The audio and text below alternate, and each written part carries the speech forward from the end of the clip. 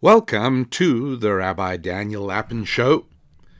Welcome to the show where I solemnly dedicate myself to revealing how the world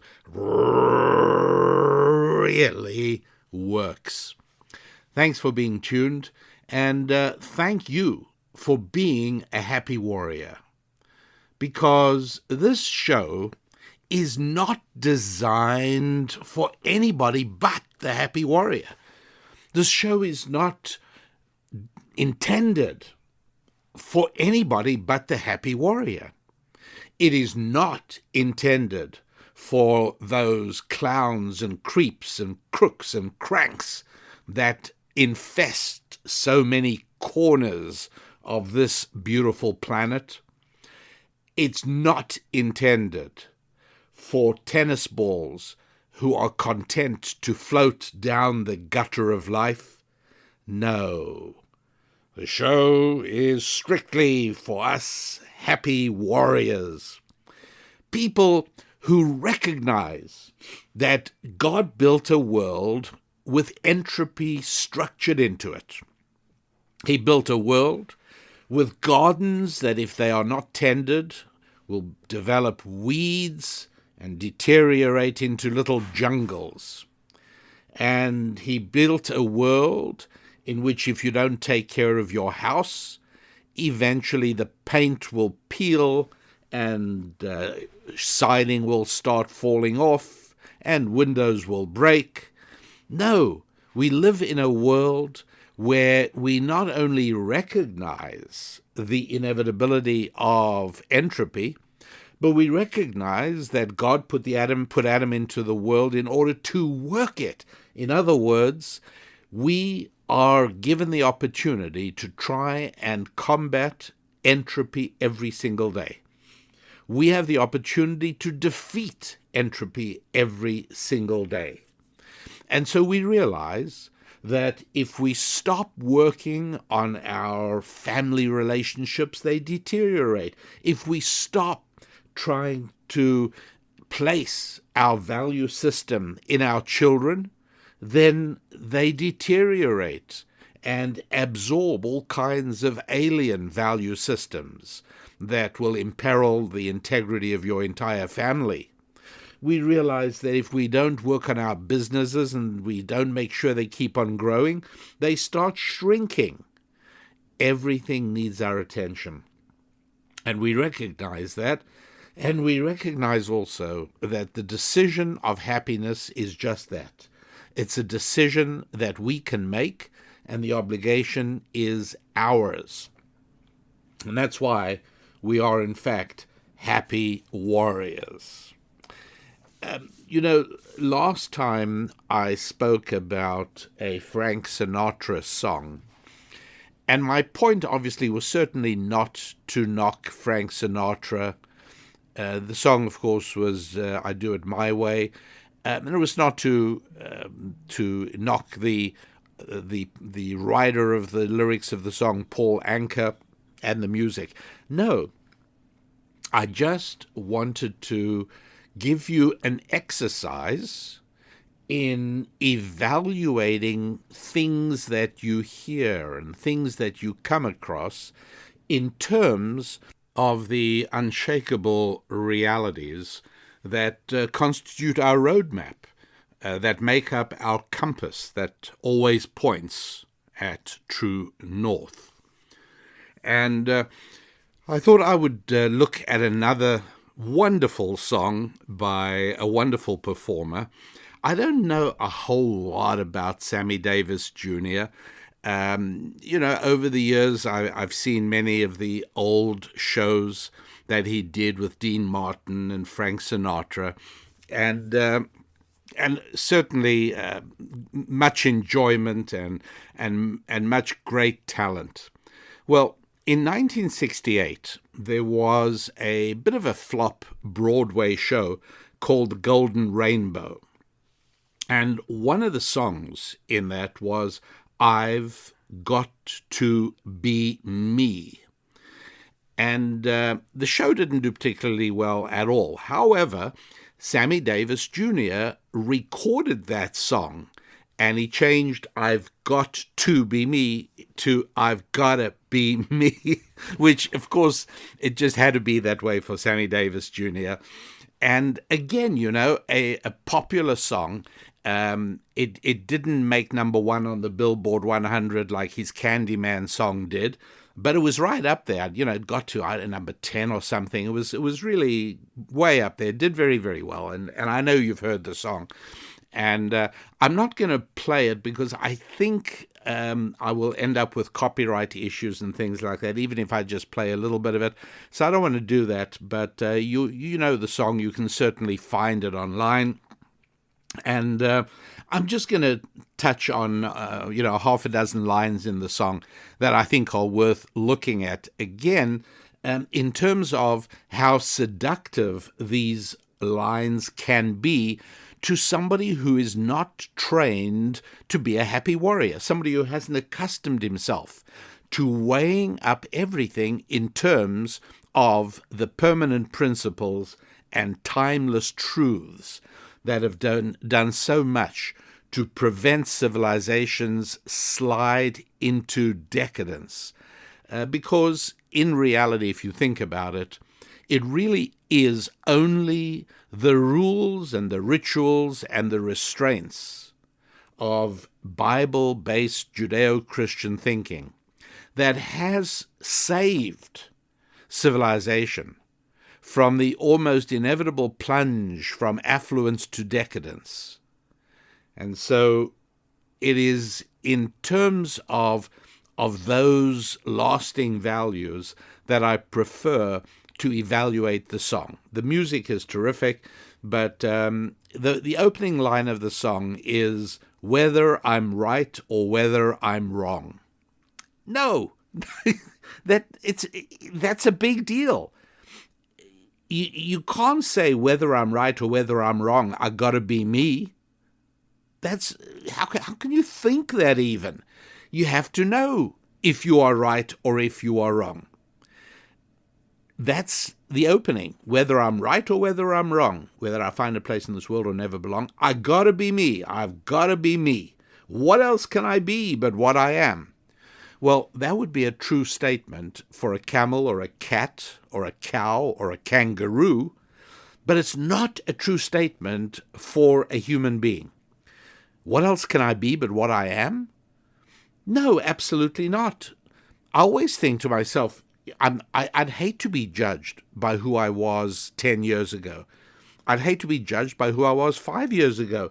I think I'm making progress. Slow, disappointingly slow at times, but I think I'm probably a better person than I was years back, and hopefully even months back. I look for daily improvement. Are there backslides? Of course there are. Everybody has them. That's human. But in general, I'm not trying to be who I am. I am trying to be who I could be. Falling way short, but at least I have an idea of what my divine destiny could be. And there's a struggle to try and achieve it and to try and get there. And so the opening 4 lines of the song, really lines 1, 3, and 4, are no good. Whether I'm right or whether I'm wrong, I gotta be me, I gotta be me. What else can I be but what I am? That has an effect. Now, I'm not saying it has an effect on you, but there are people who are going to listen to that and have listened to it and been reassured that it's okay to just stagnate. So that's probably the most damaging part of the song. I want to live, not merely survive. That's good. And as I've said, if the song didn't have some really good and true parts to it as well, it wouldn't be nearly as popular, but it does. It has some good things. I won't give up this dream. These sort of things are nice and appealing and valid. That faraway prize, a world of success, is waiting for me if I heed the call. Is that the faraway prize, a world of success? Well, I suppose it depends on what and how you define success. It's waiting for you if I heed the call. Maybe I won't settle down, won't settle for less. Okay, I'm not going to criticize that.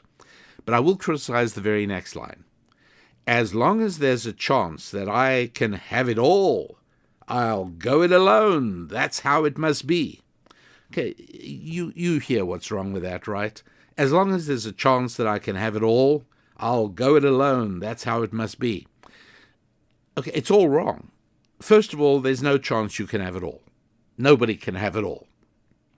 Right? People are becoming aware of that. Women are becoming aware of it. Men are becoming aware of it. No, nobody can have it all. There is no chance of having it all. So retaining the notion that there is a chance I can have it all, no, you've got to decide what your direction is, and that's where you go. It means you block off others. I'll go it alone. That's how it must be. Really? The one way of making sure you will never achieve any of your dreams is by going it alone. Everything, every great moment you've ever had, every triumph, every success, every major achievement, every small accomplishment, whatever good you've ever had in your life has come about because of the involvement of at least one other human being. So nothing could be more mistaken than this line, I'll go it alone, that's how it must be. No, that is one way to guarantee you'll get absolutely nowhere. And then it goes on. Here's a nice line, by the way. I can't be right for somebody else if I'm not right for me. Okay. And then here comes the last problem line. I got to be free. I got to be free. And, the music is catchy, and it goes right into the next line.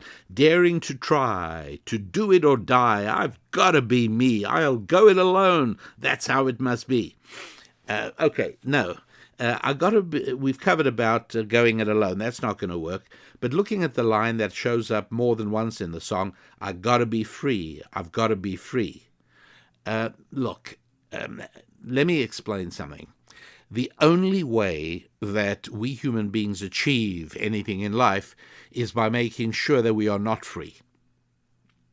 All right? What do I mean by that?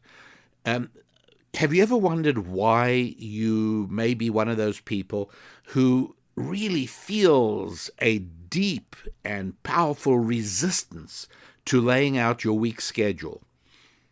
Many people are like this. Many people struggle to get over this hump because it is hard. Why is it hard to lay out your schedule? What I mean by that is not just a bland to-do list, because that is nothing but a daydream. What I'm talking about is the vitally important process of choosing which of the items on your to-do list are going to happen this week, and then on Saturday night or Sunday morning or Sunday afternoon, putting down exactly what is going to be accomplished in each hour of every day. And yes, you can build in rest time, you can build in relaxation time, you certainly should build in private thinking time where you're not interrupted. But all the things on your to-do list really have to be put there. Why is it so hard to do? Well, for many people, it's very difficult to do. You know why? Because you are getting rid of freedom. I got to be free, I got to be free. No! You mustn't be free. Nothing happens if you're free. Here's a thought experiment. Kids, don't try this at home, but take a round, say a 38 special, and don't do this. This is a total thought experiment. Please, the mind boggles at the notion that somebody might say, the rabbi said this is a good idea. No, it isn't a good idea. This is purely a thought experiment. But take that 38 round, put it in a pair of pliers or in a vise, and then hit the back of it with a hammer on a nail. And what's going to happen? Well, the brass casing is going to burst open like peeling an overripe banana, and the lead or whatever the round is made of will basically plop out and fall on the ground. But what are you talking about? When we've essentially fired off this bullet, we've detonated the charge in the shell, and it just plops out. Really? Yes, because it's free. You see, it's free to allow the expanding gases that were ignited by the percussion cap at the back. When I struck it, it ignited the charge in the casing, and that burned freely. And the expanding gases were free to expand in every which direction. And it did absolutely nothing.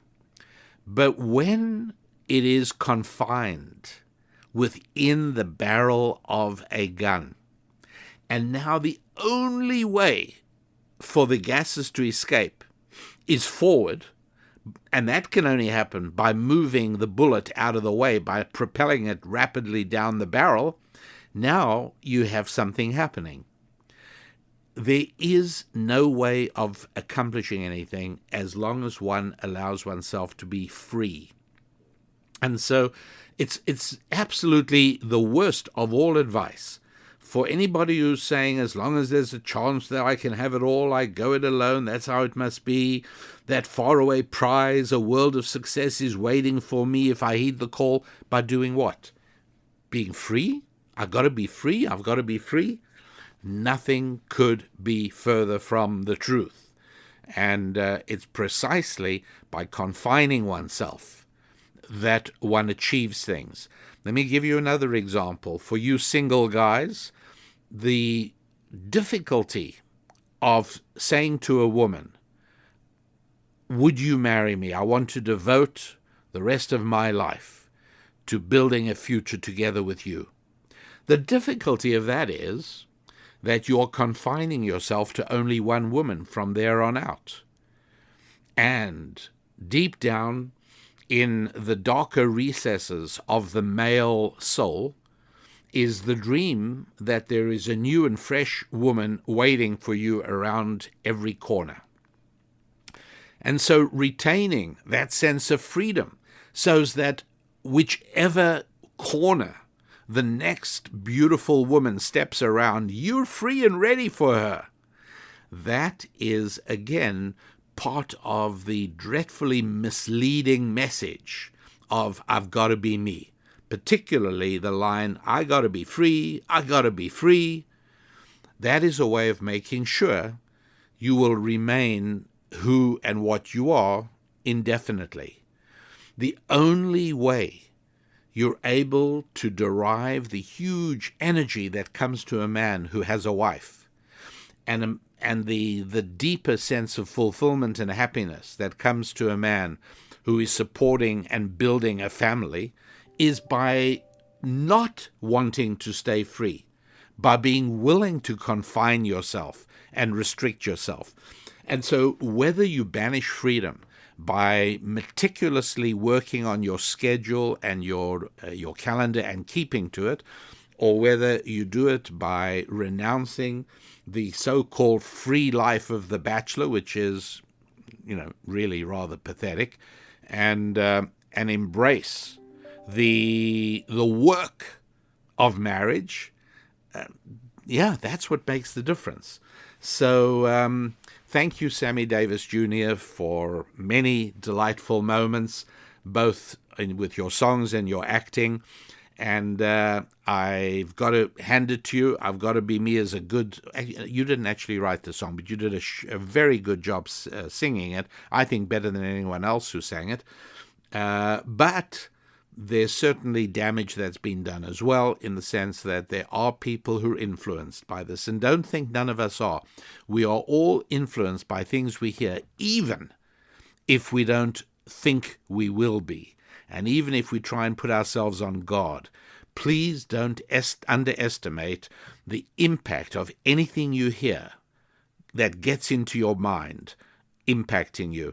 If what I've just said were not true, nobody would spend the huge amount of money they do spend on advertising. The advertising budget for big companies is huge, and that's because they know that I'm right. And that is that if they can just get a message into your ears on radio or on television, just get a message into your eyes or your ears. It's going to have an impact. Maybe not the first time, maybe not the second time, and maybe not on every single person in exactly the same way. But once you hear something, it does have an impact. And so that's why I'm mentioning that even beautiful songs like All You Need Is Love, or Doing It My Way, or I've Got to Be Me, have messages in them that really do diminish your effectiveness as a happy warrior. So have fun deconstructing other songs you encounter, and I think you will be enjoyably surprised by the kind of insidious lines you will find that are capable of doing so much damage to your quest for genuine success and your journey to becoming a happy warrior. Now, I will say this, that regardless of whether you see yourself as a religious person or not, regardless of whether you believe in God or you don't believe in God, but whatever it is, you can hardly ignore the fact that the most influential book in all of Western history is the Bible. You can hardly ignore the fact that no book has been published as many times as the Bible. No book has been printed in as many copies as the Bible. And certainly its influence has been enormous. And so, regardless of where you stand, you would, as a happy warrior, I think, want to be aware of some of the material there. You'd like to know what it says, and above all, you'd like to know what it means. And I have to tell you that I am on a lifelong mission to undo the trivialization of the Bible that's been going on since late 19th century. The German philosopher Wilhelm Friedrich Hegel was one of the guys who had this idea that mankind is obviously progressing and getting better and better as time goes by, and more enlightened and more educated and smarter. Now, of course, the nightmarish and unspeakably hideous massacres and genocides of the 20th century hadn't yet happened. And so you can forgive poor old Hegel for being quite as foolish as he was. But by now, any sane person knows that this is simply not true. But the old Hegelian vision was that since we're getting better and better, then obviously if you go back to the times of the Bible, they were primitive and benighted and hopeless and they didn't know what was going on. Well, today things are a little easier to see more clearly. And so as a result, you probably would like to have your own access. In other words, you don't need to be dependent upon me or upon anybody else to tell you. You should be able to actually see for yourself with a little bit of help to penetrate some of the deeper secrets of the Hebrew language and some of the mysteries embedded in it. And so for that reason, we have available an online course called Scrolling Through Scripture. And the first unit of that's about 10 hours of instruction with, about 17, 18, 19 different episodes. And it covers the first 34 verses of the Bible. Why 34? Well, that would have to do with why the first 34 verses of the Bible, every single one of them begins with a word "and," excepting the first one. In the beginning, God created heaven and earth. And then from there onwards, every verse starts with an "and" for the next 34 verses. Why? Or how can it speak about day and night before sun and moon are created? Before the fourth day is when we actually see the sun arriving. So what were the days before that? And when were the dinosaurs anyway? And why are there two incompatible and conflicting accounts for creation in day one and in chapter 1 and chapter 2? And and so on and so forth. These questions really are worthwhile probing. Why does the Bible say God created male and female as a singular entity and then only afterwards as a plural entity? What does that mean? And above all, what are the day-to-day lessons we can learn, and what are the practical principles that we can apply in our own lives that flow directly from those? So please go to the website, rabbidaniellapin.com, and look for Scrolling Through Scripture as an online course, and read about it and see if this is something that will work well for you and those closest and dearest to you. I think it will. It's called Scrolling Through Scripture, and you can read about it at rabbidaniellapin.com. As I say, whether you're religious or not, no matter what you think about the origins of the Bible, you can hardly ignore its influence, its power, its significance, and that makes it worthwhile at least knowing what it actually says. Because I can tell you one thing, yes, it has been trivialized. The translations are dreadful. And the Bible has been turned into a bunch of largely irrelevant children's mythology, largely on the order of Greek mythology, except less useful. And this, of course, is simply incorrect. And so I prepared Scrolling Through Scripture as an antidote to those who have fallen for the misinformation that the Bible is trivial and irrelevant to life today. On the contrary, the fact is that the Bible is perhaps the most certain antidote to the tendency of societies to go from affluence to decadence and ultimately to oblivion. It's not hard to see that process at work in several countries around the world right now as I record this message. Okay, so having done that, what I'd like to do now is give you a speech that I delivered to about 300 Army military chaplains. They brought military chaplains together from all around the world and gathered everybody in a big conference center in Massachusetts, not far from Boston. And it was there that I spoke to them.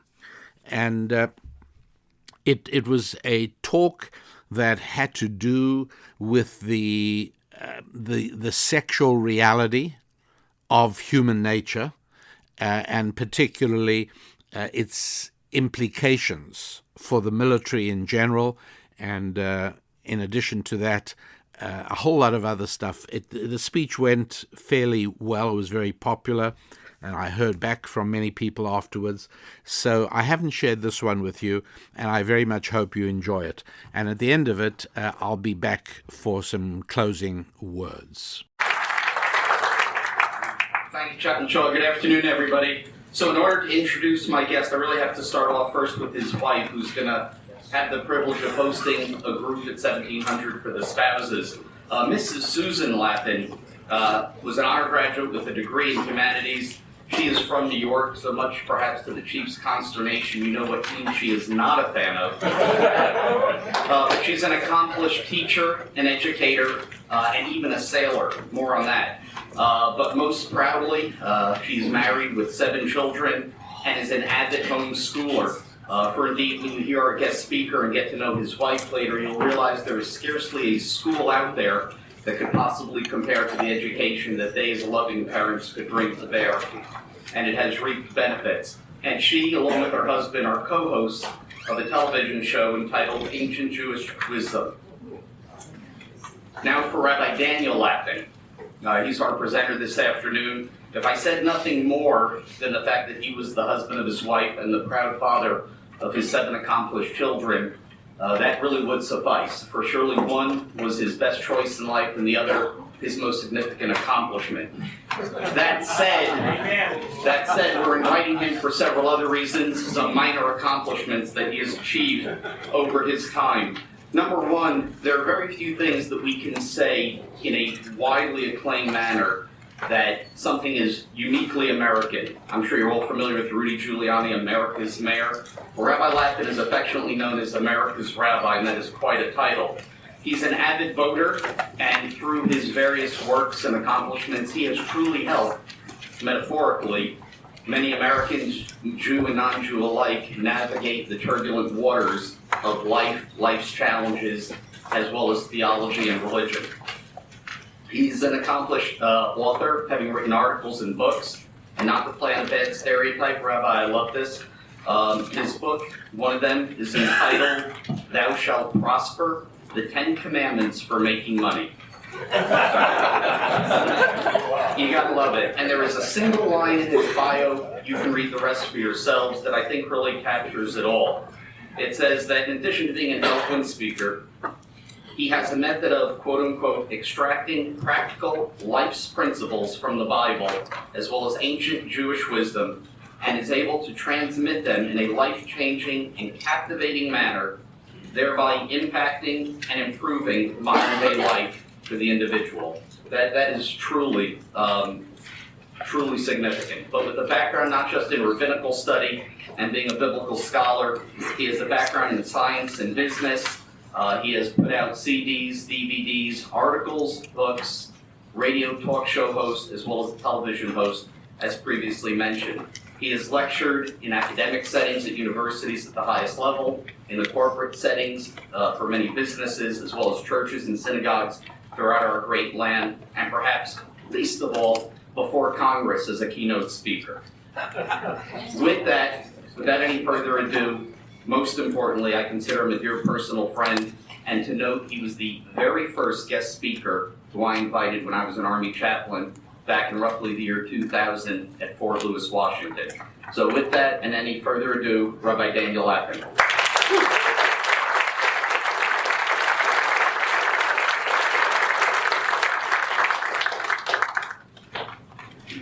With the kind permission of Chaplain Feldensberg, I thought I'd indulge some rabbinic prerogative here and change the topic. I mean, the way I see it, you've been talking sex all week. How much can you do?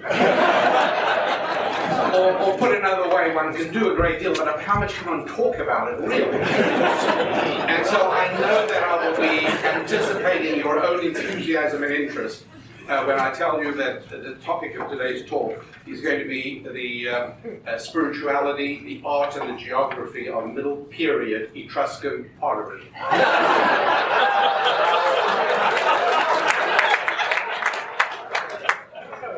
Well, that didn't go according to plan at all, because conventional wisdom is usually just that. It's conventional and therefore usually false. And conventional wisdom says start with a joke. But the way I see it is, as somebody who really admires the technique, the sheer creativity, and above all, the courage and grit of stand-up comedians, I have yet to see Jim Gaffigan or Jerry Seinfeld begin their stand-up routine with a brief discussion on biblical ethics. And so why on earth would I start with a joke? But the joke itself I'm not going to start with. But humor and laughter is important. There is a reason why in the last 100 years of American culture, over 85% of comedians have been Jewish. It's a huge percentage. To say that it's wildly disproportionate, it goes without saying. A Jewish percentage of America's population, about 1.4% perhaps. Over 80% of the comedians Jewish. What's that all about? Now, as Chaplain Felsenberg alluded to, one of my books, is Thou Shalt Prosper, the 10 Commandments for Making Money. That is also part of this discussion. If for no other reason, then you'd have to be a blind immigrant from out of Mongolia not to notice that Jews have always been disproportionately good with money. By the way, I know that makes you uncomfortable, but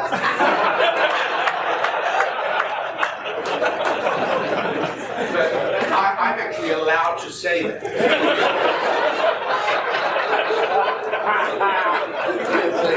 I'm circumcised.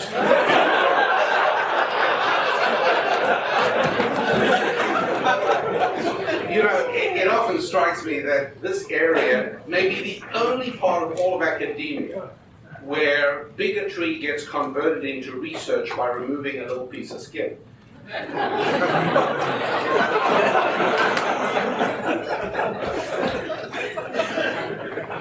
But yes, Jews have stood out in economic terms. They've also stood out in comedic terms. And finally, as Mark Twain noted in his article at the end of the 19th century, for the Saturday Evening Post, he wrote a piece called "Concerning the Jews," and he spoke about Jewish ability with money, and he also spoke about Jewish welfare in the family arena. He spoke about the famous solidity and reliability of Jewish marriages. Well, I wish that that was as true today as it was 100 years ago.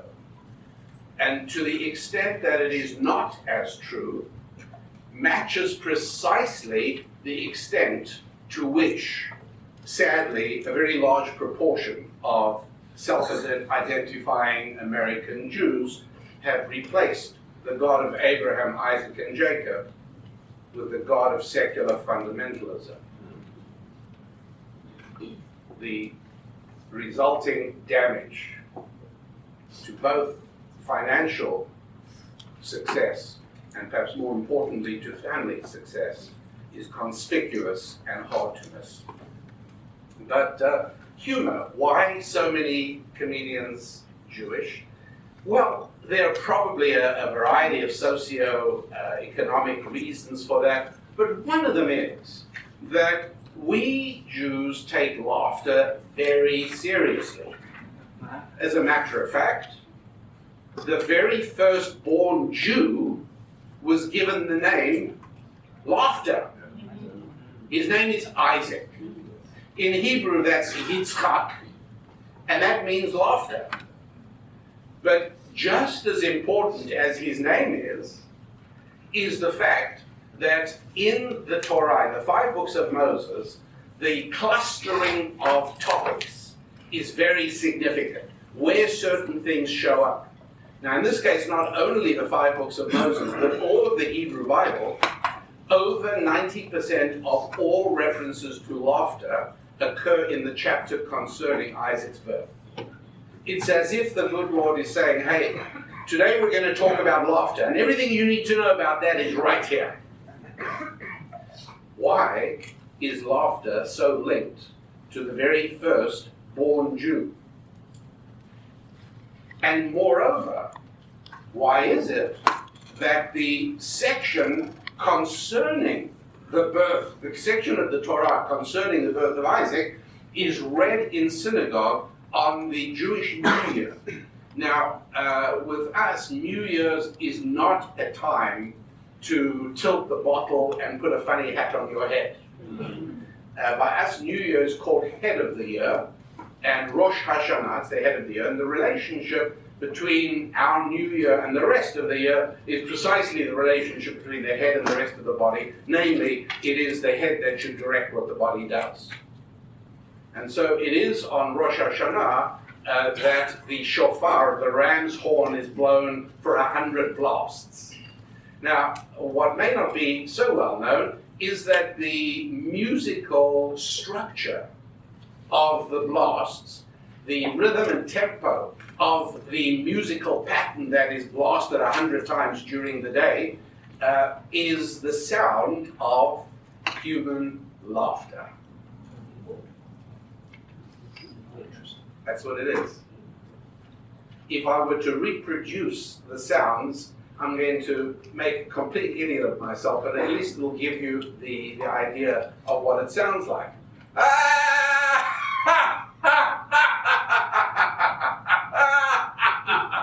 That's what the shofar sounds like. You get it? It's all about laughter. Why? Well, I hope some of you remember a cartoonist called Gary Larson. I'd hate for his work to go into obscurity, but he did the most brilliant cartoons all about animals conversing with each other, usually about people. And so you might have seen two cows making some snide but hysterical remark about the farmer. And it was just funny and clever. However, I ask you to imagine for just a moment a world in which animals could indeed laugh. And how funny is Gary Larson now? Not at all. This gives us a clue as to what laughter is all about and why laughter belongs on this holy of holy days in the Jewish calendar. Why it has to be. The firstborn Jew is named laughter. Well, you see, the idea is that laughter is what we do when something contradicts an accepted norm. So when a tramp slips on a banana skin and falls on his back, we rush to help him. It's just tragic, it's poignant. But how about when a pompous politician slips on the same banana peel and lands on his back? Hey, it's time for that shofar. It's hilarious. We're laughing so much, nobody's got the energy to help him out. Because it's incongruous. Laughter has to do with incongruity, things that don't fit. In reality, laughter is the defining matrix of a world which is not random and devil may care, but a world in which there is a structure of rules, both physical and spiritual. Laughter affirms and testifies to that existence. And so, for instance, the bulk of jokes, particularly of the less wholesome kind, revolve around sex, bathroom, and religion. Right? A rabbi stepped into a room full. I mean, you can see that that's the start of a good joke. So, sex, the bathroom, and religion, those constitute the bulk of unwholesome jokes. Why religion? Well, because it is so powerful and so relevant and so present in people's lives, whether they acknowledge that or not, that the notion of mocking it is almost irresistible if you are a certain type of individual, because it's there. Nobody makes jokes about the flat earth society because it's not worth commenting on. It's ridiculous. Anybody in this day and age who thinks the earth is flat, it's tragic, it's not fun. But God is worth joking about. Bathroom? Well, of course. We get that. Everybody knows that bathroom is a thoroughly private affair, that to the extent that we even go out of our way to redefine it. And this struck me with some significance on the first, maybe the first or second day I arrived as an illegal immigrant into the United States of America. Well, the way I looked at it, right, somebody has to be willing to do the job that Americans aren't willing to do. And namely, be an Orthodox Jewish rabbi who loves Christians.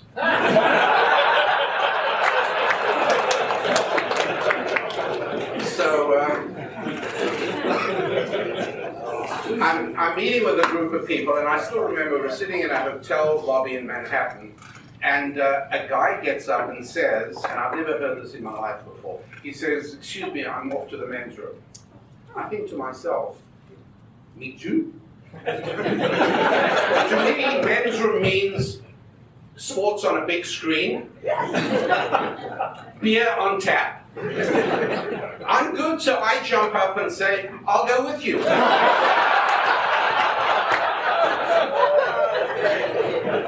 I didn't even realize the strange looks everybody else was giving, because only women do that. I'll go with you. This was a very rude awakening to a lengthy process of acculturization to the United States of America, and I will tell you, I never made a better decision in my life till I married my wife of becoming an American citizen. She likes to say that I married her for citizenship. This is absolutely not true. I actually achieved citizenship alone, independently myself, a couple of years before I even met her, but she still retains. Men's room. Oh, I'm going to the bathroom. Really? You need a shower? Why? I'm going to the powder room. The mind boggles at that thought. Well, what is that about? Why couldn't you just get up and say, "Hey, let me tell you what I'm going to do now"? Why not? Right? Because we all recognize deep inside of us that God created all the animals and creatures in the world, and then as an entirely separate process, he created the only creature touched by the finger of God, the human being. And one of the prime lessons that emerges from the first couple of chapters of Genesis is something that my mother taught me really, really well. The lesson is that there is a difference between people and animals. And almost everything in a culture that is being driven in the wrong direction is based on the idea that we are nothing but the results of a lengthy process of unaided materialistic evolution that transformed primitive protoplasm into plumbers and proctologists. What's going on here? It's an extraordinary thing. The notion that I am different from an animal today is considered an offensive statement. Which I say, tough luck. It's a reality, I can't help that. And so we do make a difference between the way animals go to the bathroom and the way we go to the bathroom. We do. And we go to great lengths to camouflage the animalistic side of our being. By doing what? Expensive wallpaper, monogrammed towels, in the smallest room of the house where you spend least time. Bars of soap shaped like seashells, really? Yes, absolutely. Very much so. Because that way I can say I'm going to the powder room, or I'm going to the washroom, or where's the men's room? And I can avoid the stark ugliness of animalistic reality. And so for this reason, our conduct with sex is again shaped in such a way and sculpted in order to create as much distinction as possible between us and animals. Animals see and do. And human beings, first of all, they would get engaged, and they would do what I think is, since colonial days, is already gone, and that is they used to post bands at the church to say, on such and such a date, Mr. So-and-so intends taking Miss So-and-so as his bride. Because there was this recognition that sex is not private. It is everybody's business. Because what happens to society is very much a function of that society's treatment of relationships between men and women. As a matter of fact, in ancient Jewish wisdom, we go as far as to say that there are only two types of human relationships: sexual and financial, or contract. And the Torah loves contracts. When the people of Ephron just said to Abraham, hey, you don't have to buy a burial field when Sarah died. As an act of friendship, we'll just give it to you. And Abraham said, no, I want to buy it. They said, oh, listen, $300 million for an acre in midtown Hebron. I mean, how important is that, really? Abraham said, thank you for giving me the price, and he wrote out a check there and then. Sex and money, fundamental relationships. What is a sex relationship? It's not necessarily only the person with whom you are enjoying a sexual relationship. That's the most primal, obviously, but it is also everyone to whom you are related because of a sexual relationship. That includes your siblings and your cousins. Sure, because I am here because two grandpas a long time ago took a liking to two grandmas. And that's how I'm here. And Susan, my wife, is here because another two grandpas did the same thing.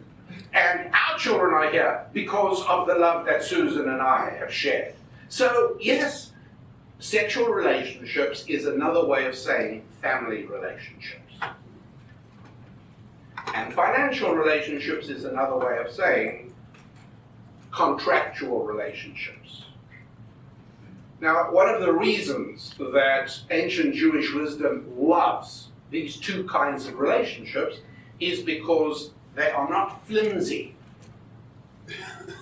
If any of you have said to yourselves, I really ought to call so-and-so. We were such good friends and I haven't spoken to him or her for the last, could it be 10 years already? If you've ever said that to yourself, then you understand the frailty of friendship. Friends today, maybe tomorrow we're not. And it may not be anything specific. We may have drifted apart. We may have moved apart geographically. Friendships, they are what they are. It's not an accident that nowhere in the 5 books of Moses do you find anybody described as a friend. It's as if God dismisses the entire look, friends are great. You have friends you've blessed. It's wonderful. But in terms of fundamental human affairs,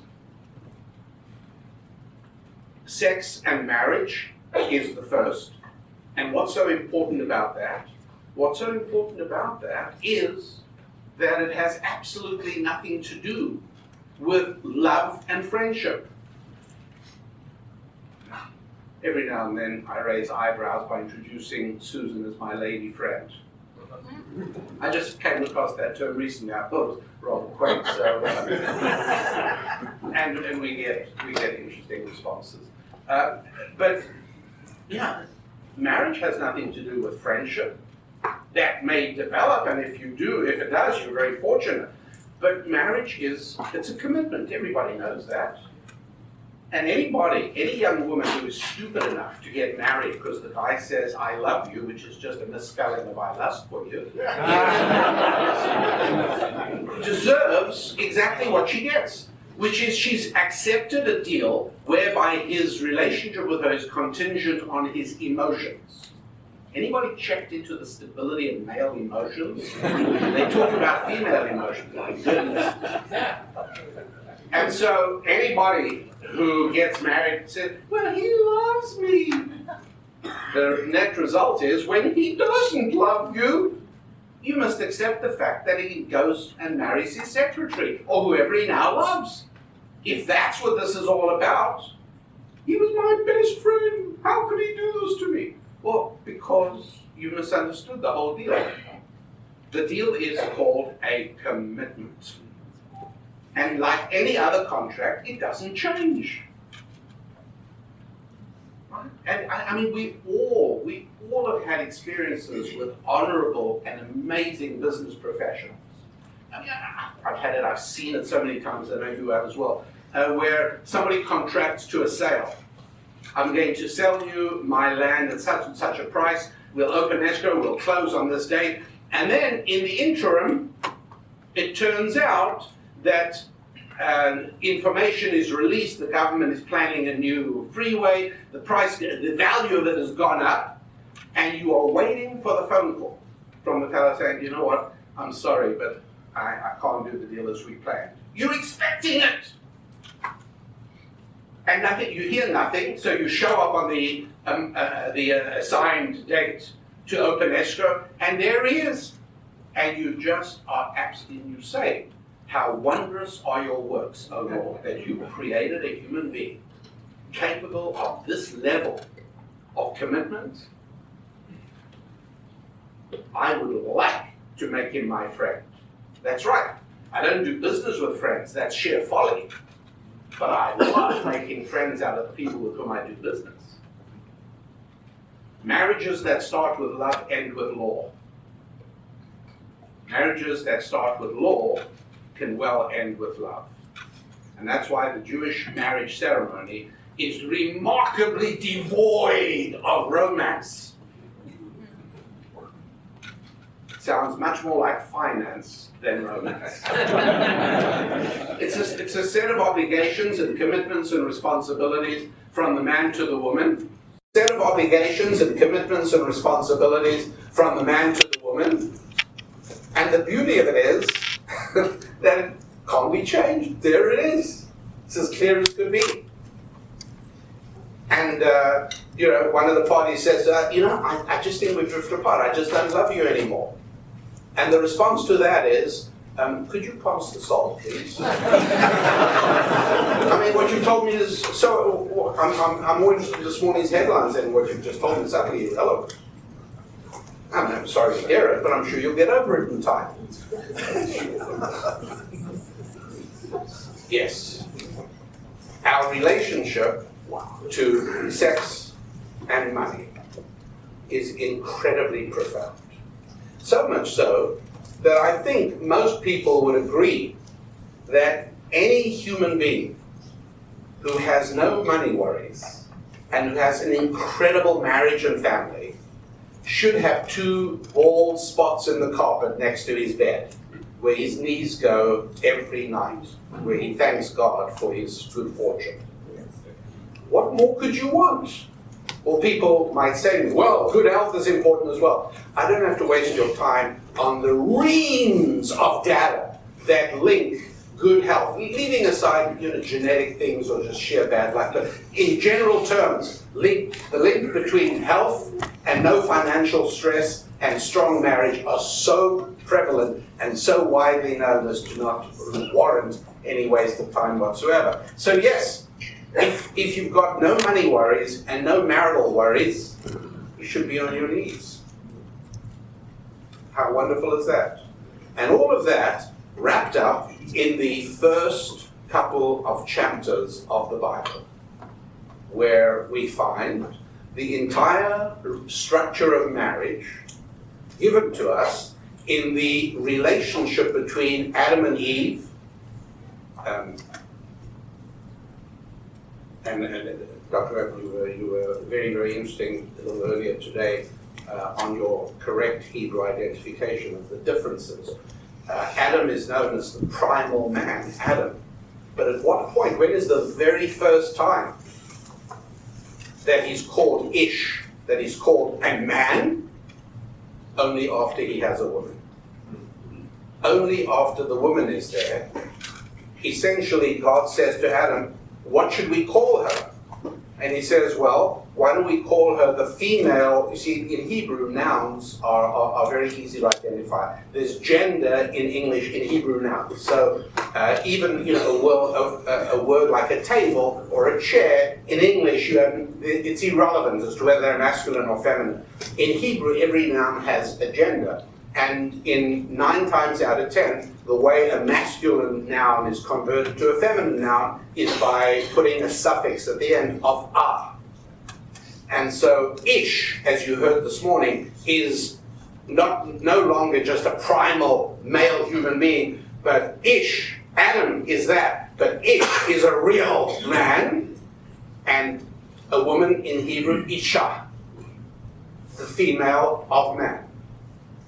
And so God said to Adam, what should we call this enchanting creature? And Adam said, well, since I have now become an ish, she must be isha. And sure enough, first time we see those terms employed in the book of Genesis. Exactly right. Because she makes me who I am. Some of you may wonder at the absence of my wife, if you may have noticed. This is by my request. You see, my wife is incapable of guile. And her face reveals exactly what she's thinking.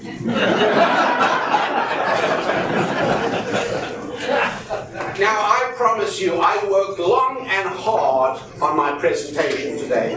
I took the opportunity to be before you this afternoon terribly seriously. I did. And I will tell you that I enjoy dressing casually, but I will not stand before an audience I respect dressed in anything less than a suit and jacket and tie. That's not because I find it comfortable, which I don't. I do it in order to express the feelings I have to the people who have been willing to invest the one irreplaceable commodity in their lives, namely time, in what I am going to impart. And so I know that in spite of having prepared to my best ability of everything I wanted to tell you today, I know that there are going to be ways in which I explain something which may not be quite as well as I explained when I was running through the material with Susan last week. And her face will show displeasure. No, not displeasure. Her face will show disgust. And how I've said something. Now, please understand, I haven't said anything terribly. It's just maybe not quite as well as I'd be capable of if I worked another hour or two. And her face cannot help but show it. Now, because we understand the Ish-Isha relationship, that I am only a man because of her. I am who I am only because, I'll be the first to admit it. I'd hate to think where I'd be without her. She holds even my entire ego in the palm of her hand. And so that mere expression, because I am unfortunately exquisitely attuned to her expressions, and so whenever I'm speaking, and I speak for many, many, many churches around the United States and also elsewhere in the world. I spoke in China recently, I spoke in the UK, I spoke in Switzerland last month. But whenever I speak for a church, I always say, I hope you don't mind me mentioning this, and I hope it doesn't stress your logistical staff, but there's an old Jewish tradition that whenever a rabbi gives a speech, his wife is placed in another room.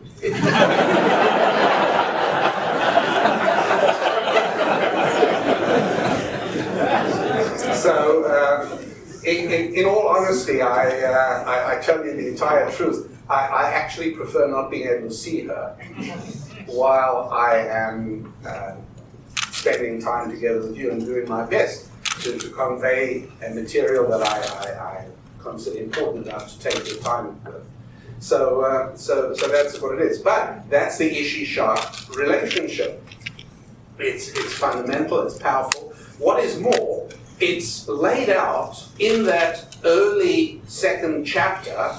We find that the Garden of Eden is this place where they married, and to this day, within the Judeo-Christian biblical tradition, whether it's Jewish or Christian, the overwhelming majority of marriages come about by the man being first at the altar. Number two, the other person has to be different from you. Because otherwise, you're bringing nothing to the table or the bed, in creative terms. The third thing is that the way to make money well or to have good sex is to be obsessively preoccupied with the other person's joy and happiness. And that's exactly why it is that when somebody finishes a commercial transaction and walks out of a store with a new pair of sneakers with red lights in the heels that flash when you walk, the storekeeper, as you're walking out, says, "Was it good for you?" Or do I have that? Anyway, whatever it is, it doesn't matter, because it's the same thing. All right, fine, maybe he said, "Can I send you a survey in the mail?" I mean, maybe that. But whatever it is, the basic question is, are you leaving here happier than you were before? And in both situations, the answer is unequivocally yes. And finally, in both situations, the potential for creativity is down the road, but of incalculable size.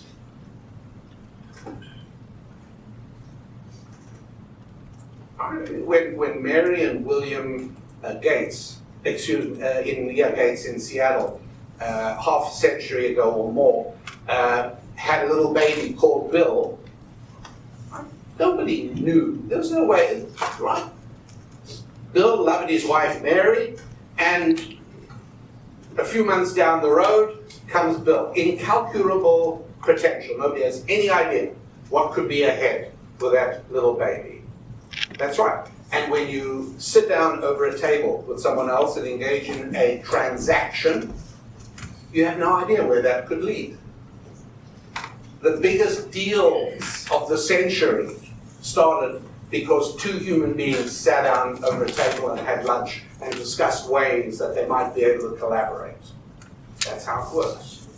And it's for exactly the same reason that telling yourself a joke is not a lot of fun. Because as soon as you start it, you say, "No, I know that one. Wait till you hear the punchline." I know the punchline already. And this is one of the reasons that if there were such a thing, which there isn't and there won't be, because although you can reproduce, you can clone the biology of any living thing, you cannot clone the soul of a human being. And so even if they have the identical DNA, like identical twins, they will still have different fingerprints, because fingerprints are a mark of our spiritual distinction. Nobody knows. Nobody knows how two individuals in utero with the identical DNA can end up with totally different fingerprints, which they do. Nobody knows how that happens. And so we come up with all kinds of theories revolving around terms like epigenetics, which mean absolutely nothing really, because we don't know what it means. But basically, nobody has any idea of how two people with the same DNA have different fingerprints. Yeah, that's right, because our uniqueness as individuals is exactly what God said, right? We create human beings in my image. What does in my image mean? Well, that's what monotheism means, one God. Unique. Every human being is absolutely unique, different from every other human being, in a way that animals are not distinctive from one another, but human beings are distinctive from one another. So we know that obviously I can't tell a joke meaningfully to my full clone, if there were such a thing, which there isn't, and I also cannot brainstorm. Or brainstorming is a useful exercise. I sit down with a friend or two friends and I say, "Listen, I want to just run some ideas. Bounce back at me whatever you think. Your first reaction is what I tell. Let me tell you, and I'll tell you this, and I'll tell you that, and we'll talk." And that's brainstorming. How would brainstorming be like with somebody who's you? Pointless. Nothing comes out of it.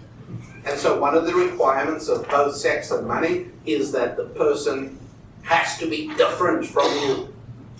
One of the reasons that God prohibits us from marrying a sister, which on the surface of it would make a lot of sense, right? There's no arguments about where to go for Thanksgiving. It's great.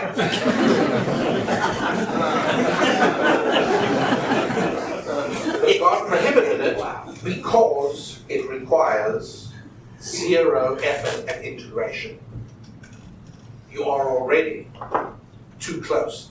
And so the entire creative process of two strangers being brought together through sex, it's irrelevant. It doesn't have to happen because they come from the same home. They're almost clones as it is. So creativity depends on this model. And it's not just the creativity of a human being, but it is the creativity of almost everything.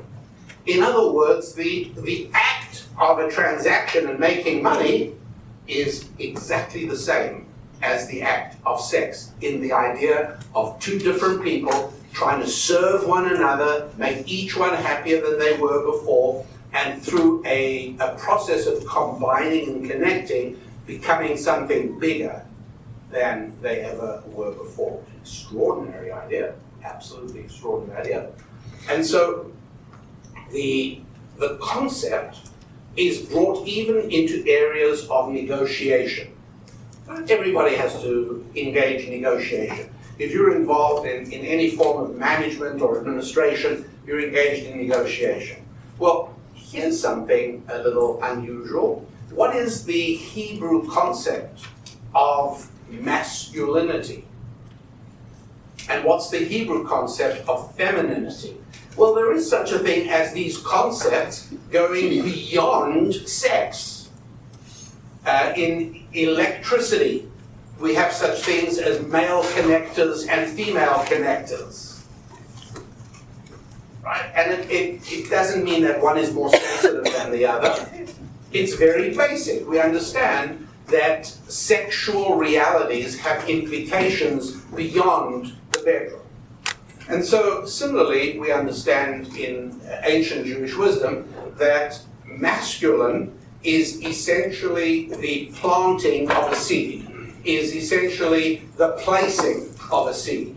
Feminine is essentially nurturing that seed and helping to produce the result which the man on his own could never have accomplished.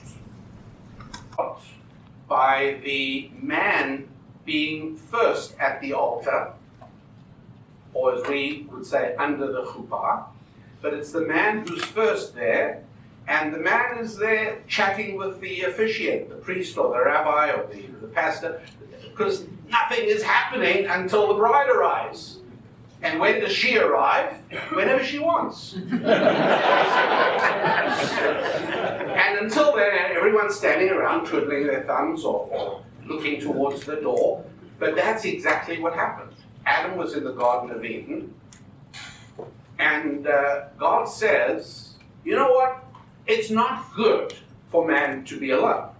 Now, this is a very striking note that has just been struck. Because up till now, God has said, oh, that's good. He said it not once, not twice. Anybody know? He said it 8 times. The last time he said it was about gold, which brings us back to money.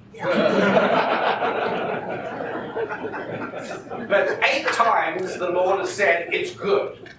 I mean, he seems to be an extraordinarily good-natured deity. Everything is, France is good, everything is good.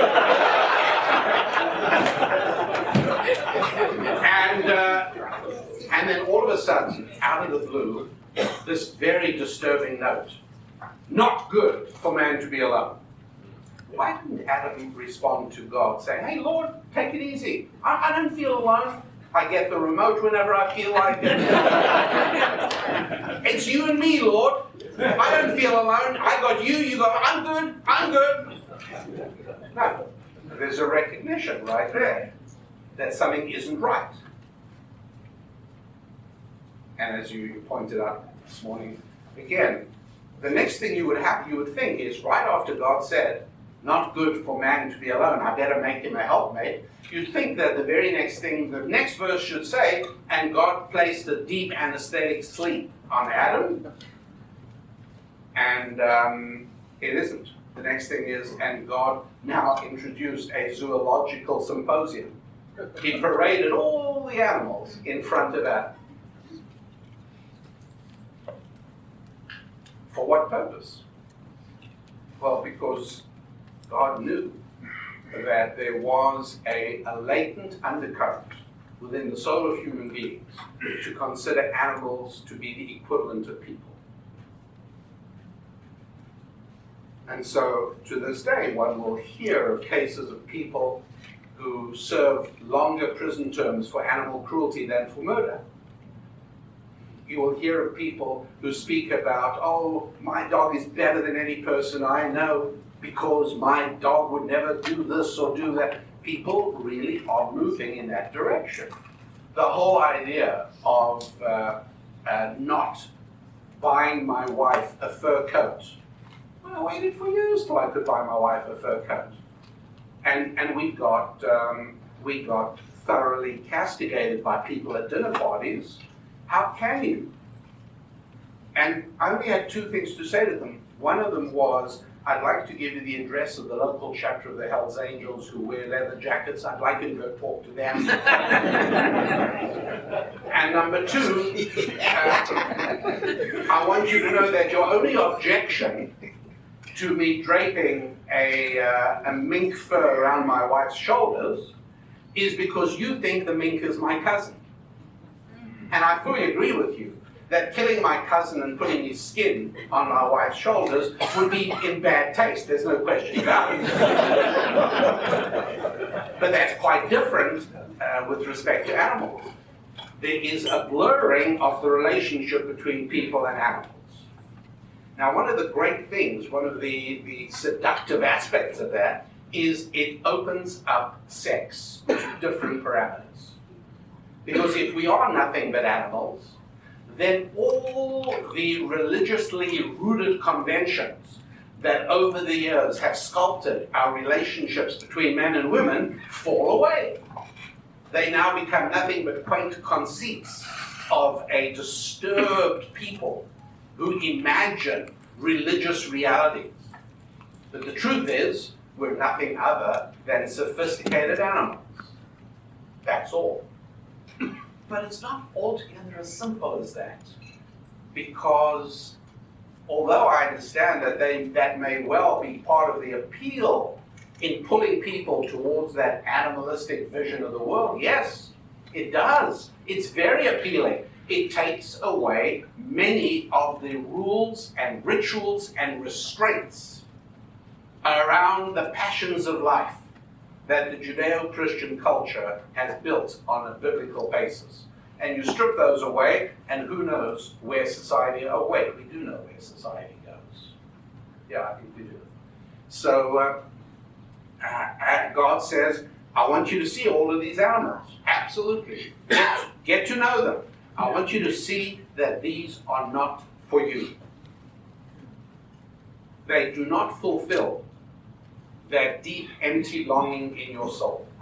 That can only be filled by a woman. And then we move on. And God brings Eve. And then a little while later, there is the fall, the eating of the fruit, and the eviction from the Garden of Eden. An interesting thing happens. Adam is distraught.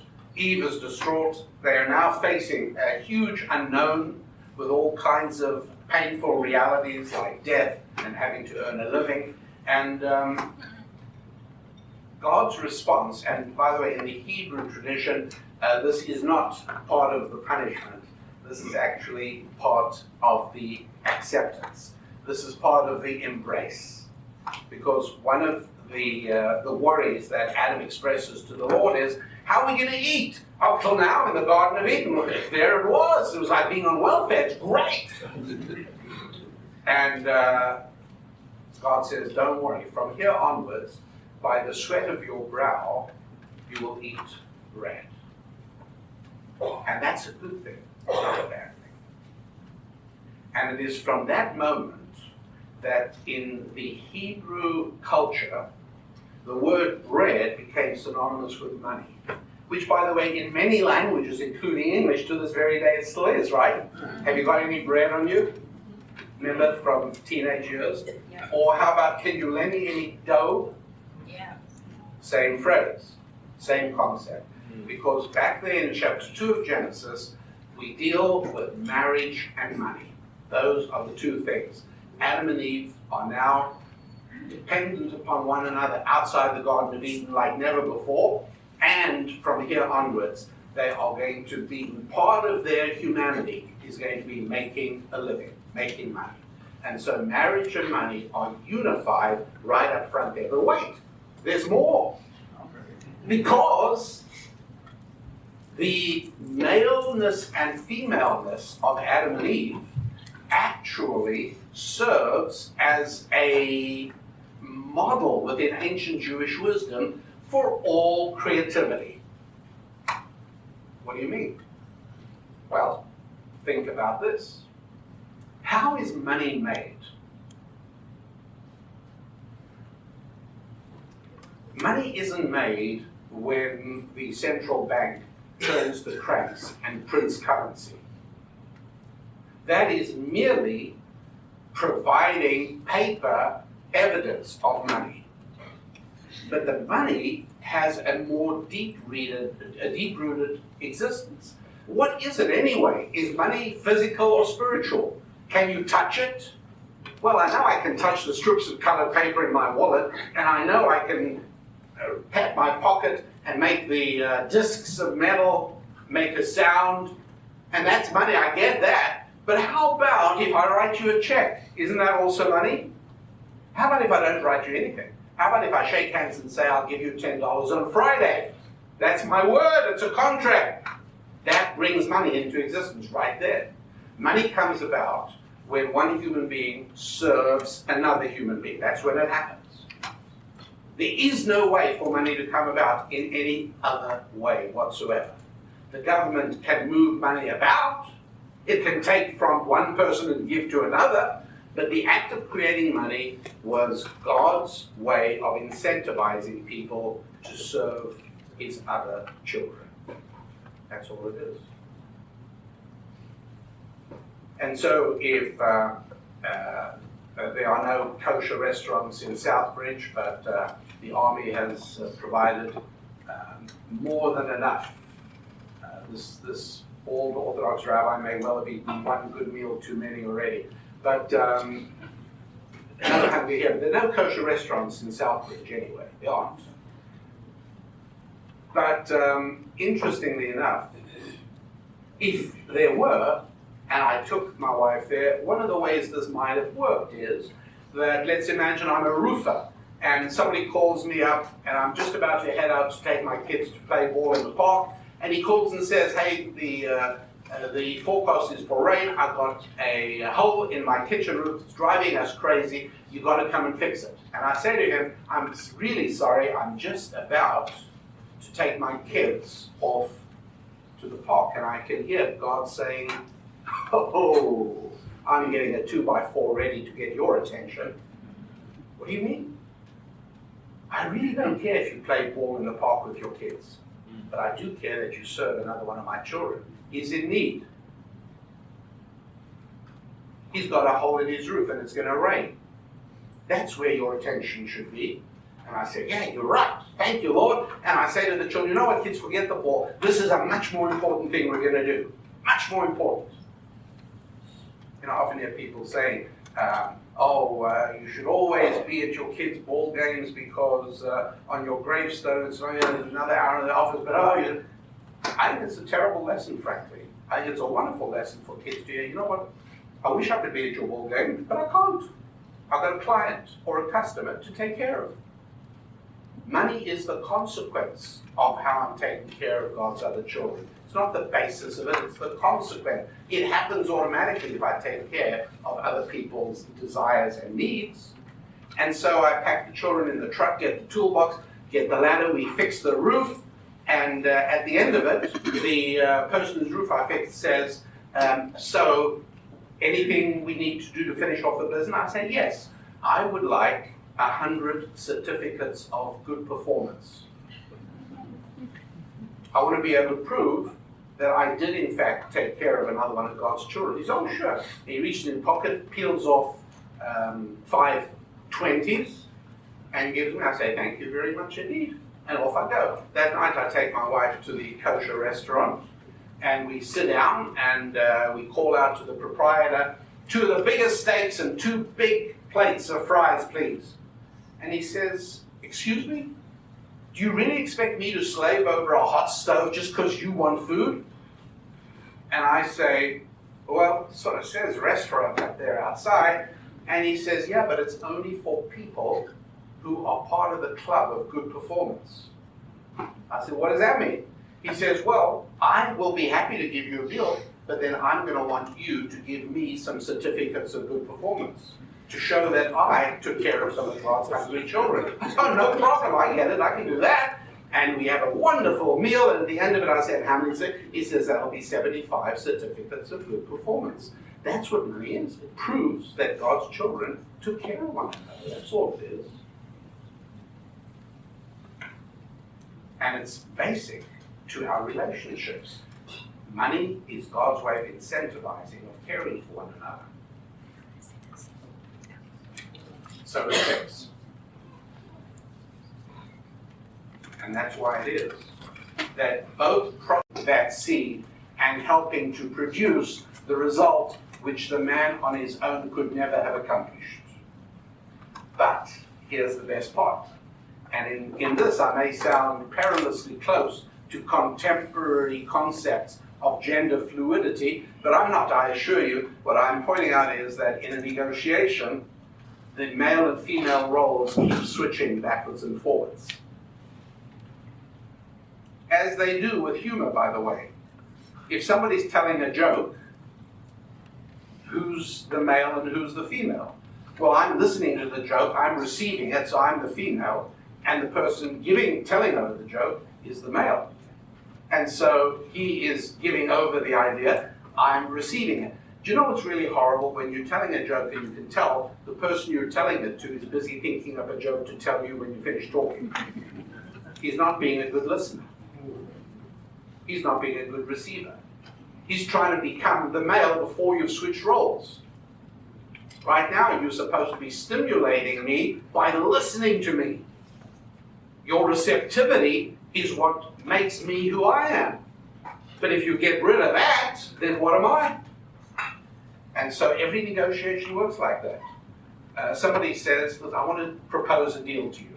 Here's what I'm thinking of. And you lay it out. And a good businessman or administrator or bureaucrat or whoever it is listening avidly, making sure that he gets it. So much so that if he's really smart, he may well say to you at that point, let me just make sure I got this clear. Are you saying that this would be what you envisage as the deal? And he's, yeah, exactly. And that's a very good step because I've assured him that I'm listening. And now we switch roles because he's waiting for my response. And my response is now going to be, I don't think that I can do exactly what you're suggesting. But here's what I could do. How would you feel if we went this way? And now the roles are completely reversed. And so it is by switching the masculine and feminine roles backwards and forwards as we move along, the result is an act of creativity. The result is some kind of deal which actually has happened. It's a real thing. It's huge. Obviously, there are activities and processes that are more masculine, others that are more feminine, obviously. But at the same time, it's always necessary to be aware of what the fundamentals are. If I'm going to give you an example, I would say, look,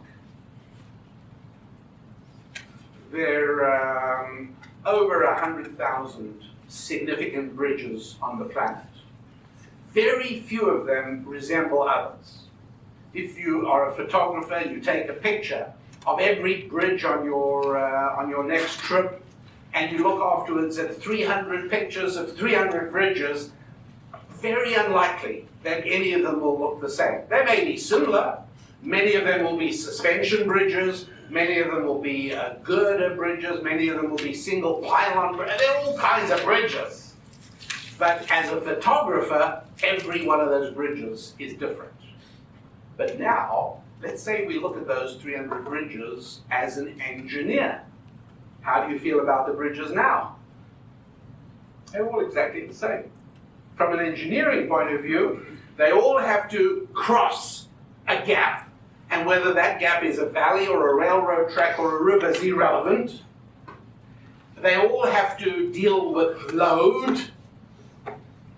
They all have to handle that load in some way or another. That load has to be transferred to solid earth or rock beneath, and all have to provide access and off-ramp ways for people to get on and off the bridge. The bridges are all exactly the same, but only from an engineering point of view. What ancient Jewish wisdom does for me in the area of sex, and money as it happens, but in the area of sex, what ancient Jewish wisdom does is lay out the engineering principles. What any particular relationship is actually going to look like is up to the couple. An engineering principle, for instance, I said before, is that marriage is rooted on contract, not emotion. That's a principle. Now, what you make of that in your marriage, it's up to you. It's a free world. Everybody can make of their lives what they wish. The only thing is, everyone can make a bridge as they wish. But if you ignore any of the engineering principles, you do need to be ready to take the consequences. Very near where Chaplain Felsenberg served at Fort Lewis in the state of Washington, was a bridge called the Tacoma Narrows Bridge. And in the 1940s, just very soon after it was built, it fell in the water. It collapsed. Why? Because there was wind. And nobody yet had it figured out in the 1940s that wind can set up resonant frequencies on the roadbed of the bridge. And if the resonant frequency matches the resonant frequency of the structure, it's why in the olden days they used to tell soldiers to break step crossing a bridge, because with everybody coming down on their right foot at the same moment in the same cadence, there'd be a danger of damaging the bridge very severely. Well, the bridge went down into the water because they ignored a principle which is since rooted in the engineering textbooks. And so we have certain principles that impact male-female relationships. They're just like the rules that impose a bridge. Every single bridge will be different. Every single marriage will be different. Dare I say, every single sexual relationship is going to be different. And there are going to be some that are very distant from the engineering blueprints. But as long as I have a clear picture of what those fundamental principles of engineering are, those are not restraints on my creativity. They are not shackles on my freedom. They are liberators. Because as long as I know what the unchangeable principles are, I can build any bridge I like. And it'll be strong and safe and reliable. And it'll depend on aesthetics and economics and all kinds, and maybe the local politician who wants his name on it, whatever it is. It doesn't matter, because as an engineer, I'm freed by the rules that say, as long as you keep these in mind, you can let your creativity run rampant. It doesn't matter. And so it is within the principles that we deal with. We establish what are these unchangeable realities? What are the anchors that provide the reliability and durability of the structure? With that in mind, I'm able to both go ahead and do any kind of bridge I like, but more importantly, I can also help people who built fragile bridges. I can also analyze the bridge. I can diagnose what is wrong with the bridge, and I might be able to do, as often happens in engineering, I might be able to retroactively apply Band-Aids to the bridge, or maybe even better than Band-Aids. I may be able to solve the engineering problems and make the bridge okay. That's why it's so important for me to understand that set of basic principles that govern sexual relationship. Got those clear, there's tremendous utility and tremendous freedom that results from that. And so we know, for instance, that the nature of the sexual relationship exclusively for children? No, not so. Not so at all. If that were the case, if my sister was beyond menopause, I could marry her. No, the prohibition against marrying my sister is under each and every and all circumstances. Children are a subsequent development of that. Children come about that way. Why? Well, God wanted a way of telling us that the biggest fun in the whole world is making somebody else feel good. And heaven knows you need that before you have kids.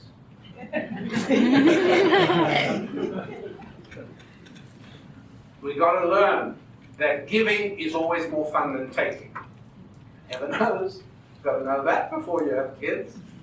That all of these things flow out of the sexual relationship.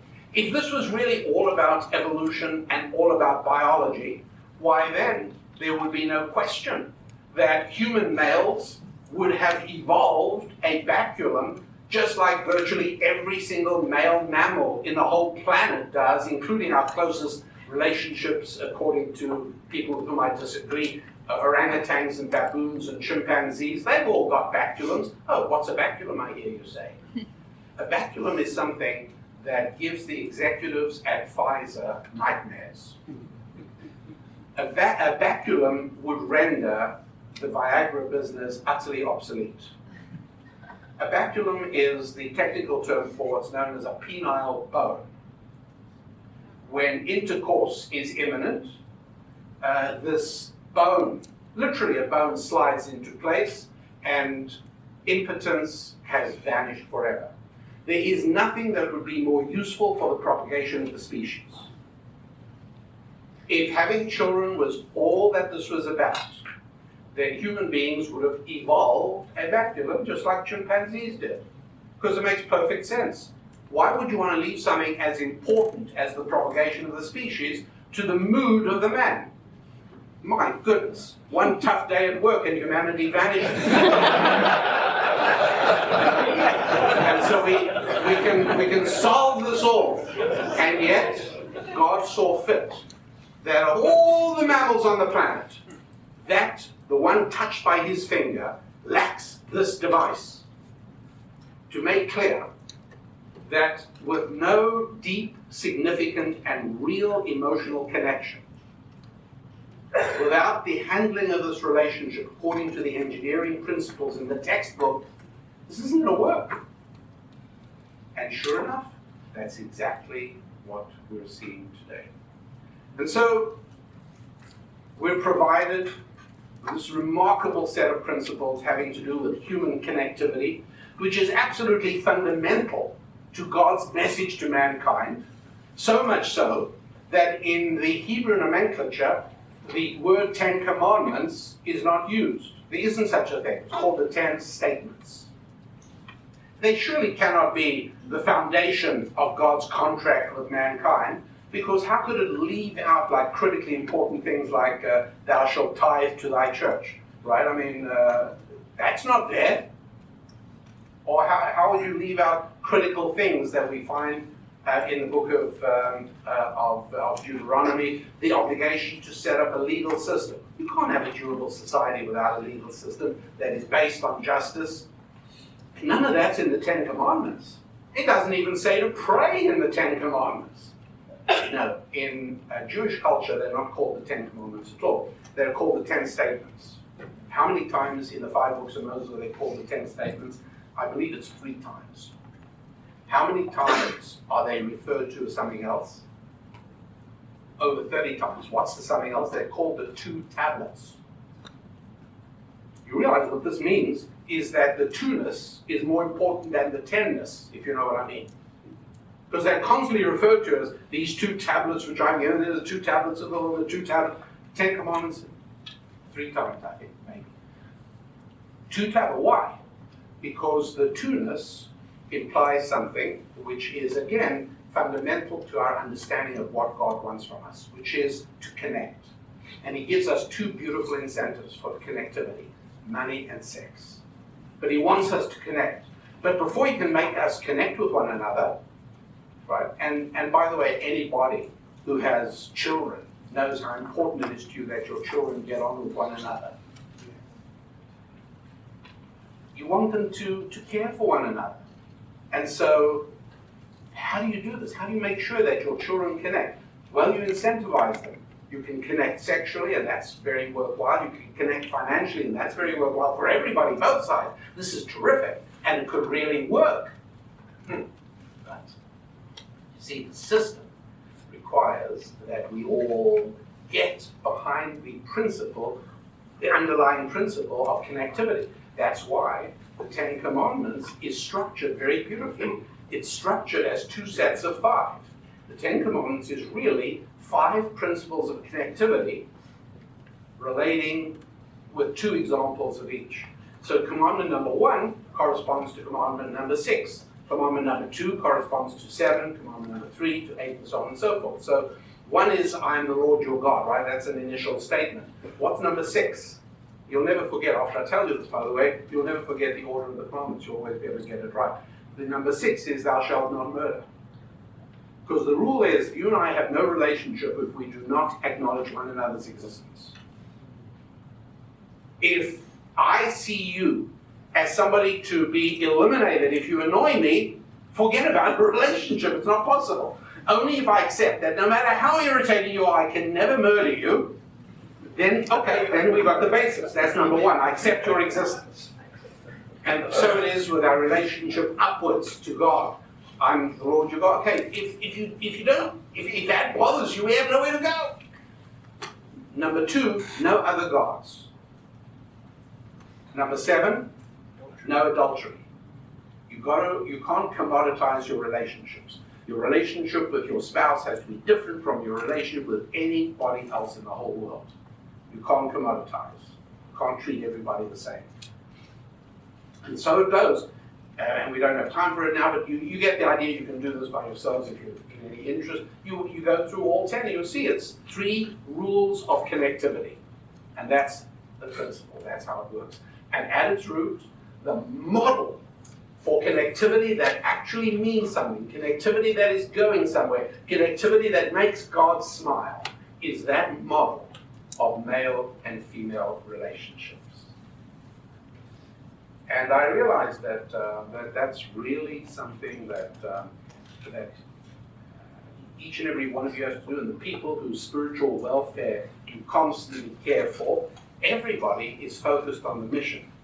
And if the mission of the army had a gender, I would have no doubt whatsoever that it's a masculine mission.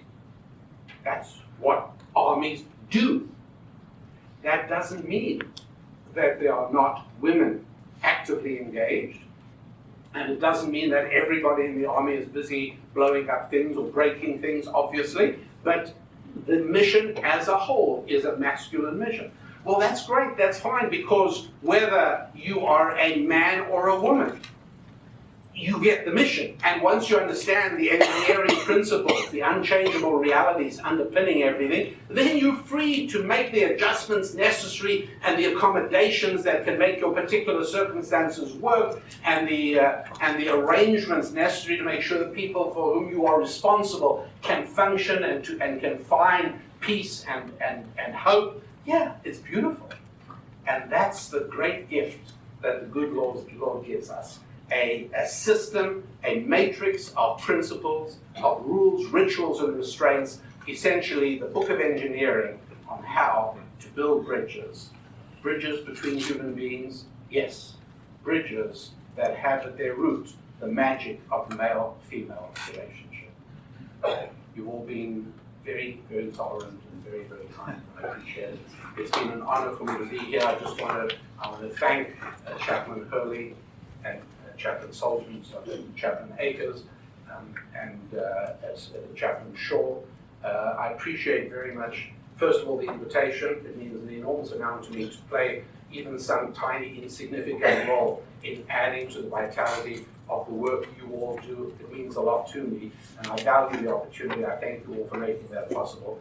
And of course, to my dear friend, Chaplain Felsenberg and his wife. You all probably don't know how much of a celebrity he is in the Jewish community. I mean, it's just, Chaplain Felsenberg. But where I come from, he's a big name.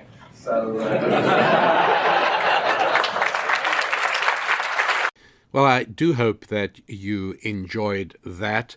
As you could probably tell, I enjoyed delivering it. And some speeches I really do enjoy, others less so. But this one, it was a wonderful audience, and the program being put together by a terrific rabbi, Chaplain Felsenberg, who's been in the U.S. military for many years and has risen to a significant rank.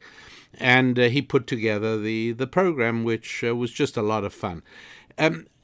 One of the most difficult things to deal with in an event like that is contradicting popular culture. In other words, people have been almost indoctrinated into being fearful of making politically incorrect statements. And so the idea, for instance, that male and female are really different, men and women are really, really different from one another, and are different in very specific ways.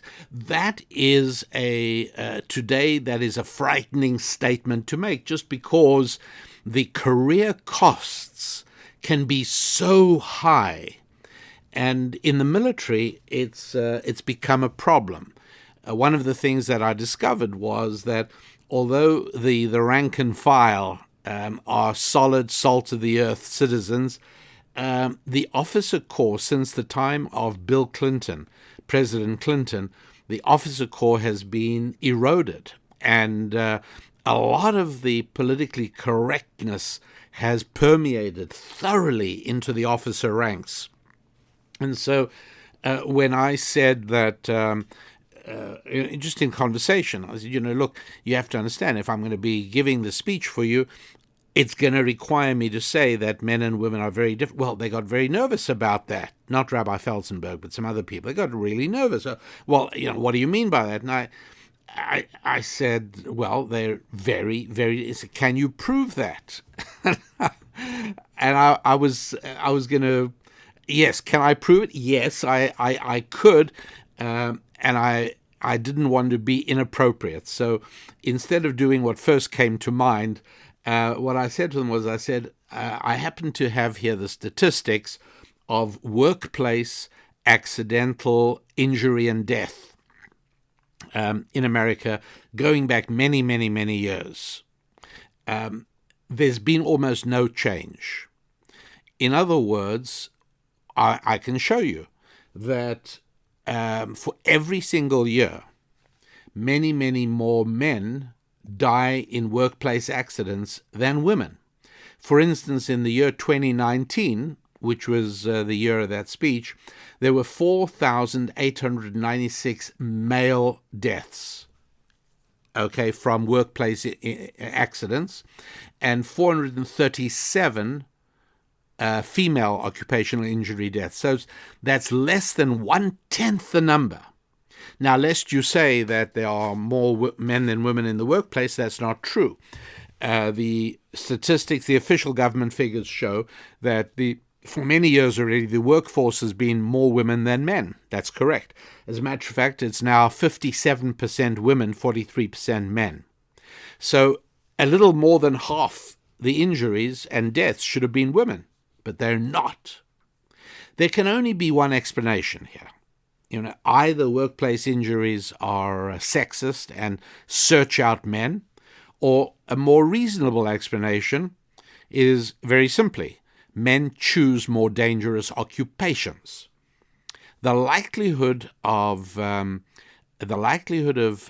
suffering injury and death if you are a kindergarten teacher, or you are a legal assistant, or you are many, many other categories of occupation favored by women. women, for the most part, do not look for jobs cleaning the windows of skyscrapers, from where obviously, let's say there's a slightly higher chance of an accident than if you are a kindergarten teacher. This is a fundamental difference. So if you ask me, can I prove there's a difference between men and women? Absolutely I can. Men choose more dangerous tasks. Women choose different tasks, occupations, jobs that are not as dangerous. That is an inescapable truth, an inescapable reality. And so they were a little bit taken aback by that, but it's absolutely so.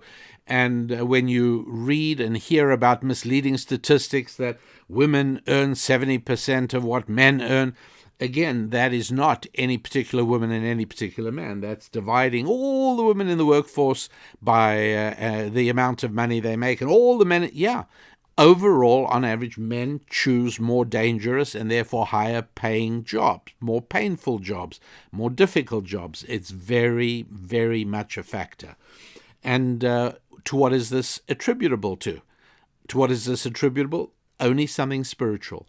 And that's the point I wanted to make, that the differences between men and women, profound as they are, go way beyond biological plumbing differences. Those are real, obviously, but the differences that really matter are the spiritual differences, and they're huge. And the reality is that there is a spiritual nature to a woman, typically, and a spiritual nature to a man. There's variations, obviously, but when a man desires a woman, he's not just desiring a person with the correct biological attributes. He's certainly not looking for a man who's been mutilated and provided with female-appearing bodies. No, he's looking for a female soul to complement who he is. And perhaps the most, I would say, among the most dramatic and significant information that is provided in technical format during the first 34 verses of Genesis are male-female differences. And it's amazing.